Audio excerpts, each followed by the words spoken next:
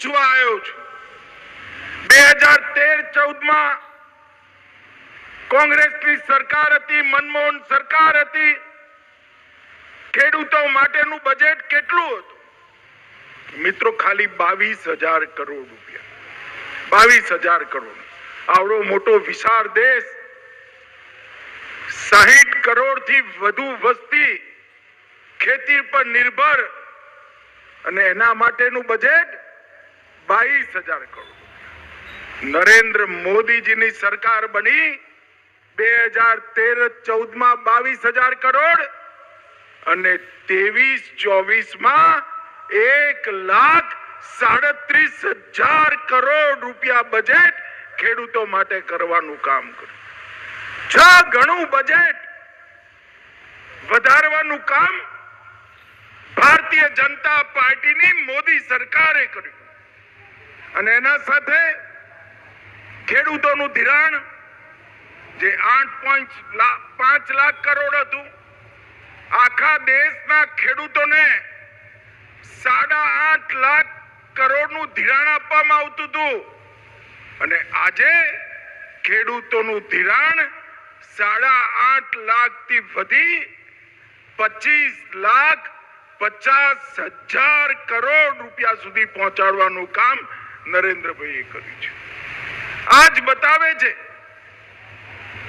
કે કેટલું મોટું મદદ કૃષિ અને કિસાનને નરેન્દ્રભાઈએ કરી। અને અત્યારે ખેડૂતો બેઠા છે, ડીએપી નો બોરો લઈ આવો છો, તમને લાગે કે બોરાનો ભાવ એટલો ને એટલો રહ્યો, પણ એટલો ને એટલો નથી રહ્યો ભાઈ। દુનિયામાં ડીએપી ના બોરાનો ભાવ 3 ગણો થઈ ગયો, પરંતુ 10 વર્ષથી ભારતમાં ડીએપી ની બોરીનો ભાવ એટલો ને એટલો રહ્યો, કારણ કે વધારાનો ભાવ નરેન્દ્રભાઈની ભાજપા સરકાર ચૂકવે છે। એના એ જ ભાવે ખેડૂતોને ખાતર મળે, ડ્રીપ ઇરિગેશનની સિસ્ટમો, જૈવિક ખેતી, પ્રાકૃતિક ખેતી, કિસાન ક્રેડિટ કાર્ડ એને 3 લાખથી વધારી 5 લાખનું કર્યું, અને ઇથેનોલ જેવી અનેક નવી યોજનાઓ લાવવાનું કામ આપણા નેતા અને ગુજરાતના જ પનોતા પુત્ર નરેન્દ્ર મોદીજીએ કર્યું છે। મિત્રો, આજે અહીંયા પર ઇન્ડિયન પોટાશ લિમિટેડે એક નવી શુભ શરૂઆત કરી છે। 10,000 થી વધારે ખેડૂતોના જીવનમાં આજે અજવાળું ભરવાનું કામ કર્યું છે, અને મને વિશ્વાસ છે કે આ સુગર મિલો જ્યારે ધમધમતી થશે, ફરી એકવાર તાલાલા અને કોડીનાર પંથકમાં ખેડૂતોની સમૃદ્ધિ વધવાની શરૂઆત થશે। પરંતુ બધા ભાઈઓ બહેનોને મારી વિનંતી છે કે પાણી બચાવવાનું અભિયાન સમગ્ર દેશભરમાં ગુજરાતે આગળ વધાર્યું।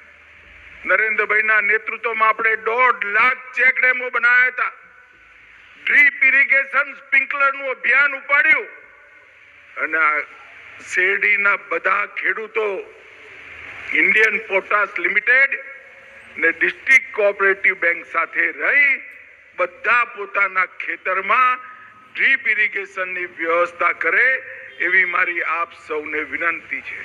આજે અહીંયા આટલા બધા સહકારી આગેવાનો આવ્યા છે, વખતે હું એટલું ચોક્કસ કહીશ કે ખેડૂતોને નરેન્દ્રભાઈએ જે વચન આપ્યું હતું એ નરેન્દ્ર મોદીએ પૂરું કર્યું।